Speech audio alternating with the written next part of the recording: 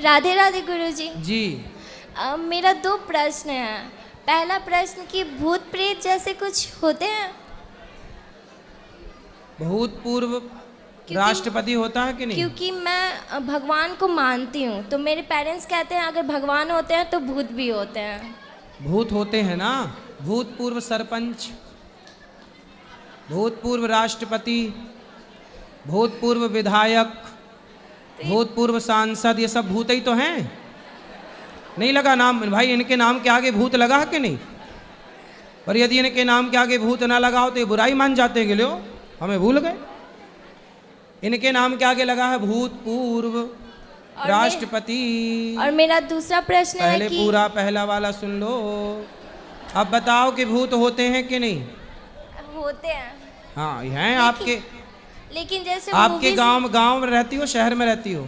शहर में रहते तो हैं। शहर में मिल जाएगा आपको भूतपूर्व वो पार्षद, भूतपूर्व पार्षद मिल जाएगा आपको। आपकी गली मोहल्ला के आसपास ही रहता होगा ये भूत। फिर ये सब भूत ही हैं जिसको लगना जाए। हाँ, वो वाले भूत तो ठीक होते हैं, ये भूत और लग जाए तो परेशान करने लग जाते हैं। और मेरा दूसरा प्रश्न इसलिए हनुमान जी क्या लिख रहे हैं तुलसीदास? भूत पिशाच निकट नहीं आवे, महावीर। भूत प्रेत तो होते हैं बेटा, होते हैं। नेगेटिविटी भूत है, नकारात्मकता। जो आप गलत सोचती हो ना, गलत विचार आना, यही भूत है।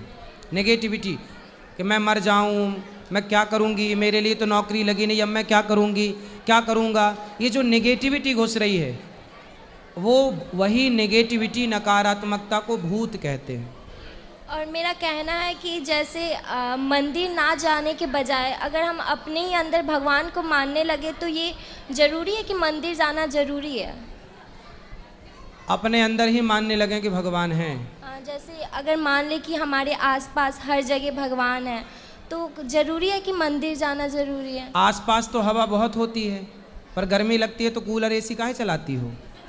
हवा आने के लिए। ऐसे ही जैसे एसी कूलर में हवा ज़्यादा है, ऐसे मंदिर में भगवान की पॉजिटिविटी ज़्यादा है। इसलिए लोग मंदिर में जाते हैं उस पॉजिटिविटी का अनुभव करने। जब वो भर जाती है भीतर तो फिर कहीं भी आप रहो उस ईश्वर का अनुभव हो जाएगा। और मोह माया का अर्थ क्या होता है?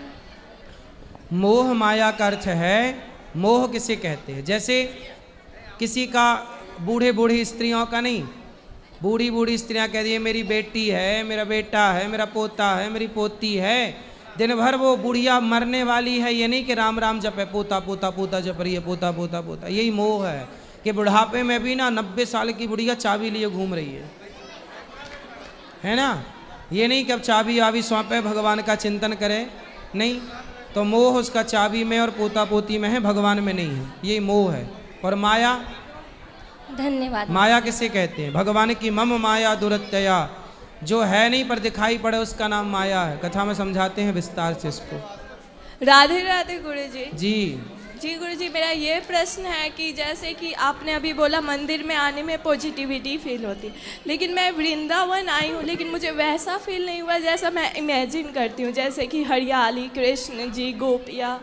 तो आपने हरा भरा वृंदावन इमेजिन किया है। देखो बात ठीक है, पहले हरा भरा ही था पर लोगों ने वो हरियाली समाप्त कर दी। लेकिन वृंदावन आज भी दुनिया में अनेक अनेक भूमि से पॉजिटिविटी। तो आप बताओ, सब लोग बताओ, आपके गांव, आपके शहर की भूमि से वृंदावन की पॉजिटिविटी ज़्यादा है कि कम है? ज़्यादा तो अभी भी है बेटा। यहाँ यमुना जी हैं, यहाँ बिहारी जी हैं, यहाँ पर संत लोग अपने नंगे पांव से परिक्रमा लगाते हैं, यहाँ संतों की चरण रज है, यहाँ सब पॉजिटिविटी तो है ही।